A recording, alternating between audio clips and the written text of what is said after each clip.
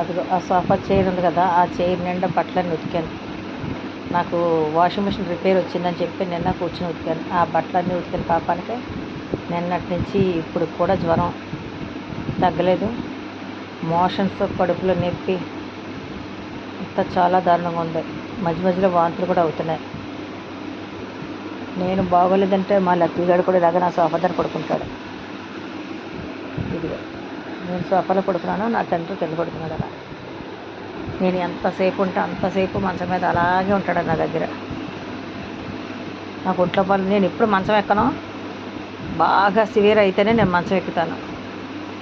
ఇవాళ ఏకంగా 10 వరకు మోషన్స్ అయిపోయినాయి. నాకు విపరీతమైన కడుపులో నొప్పి, అందుకే లేకలేకపోతాను. లెగిస్తే తల తిరిగిపోతుంది.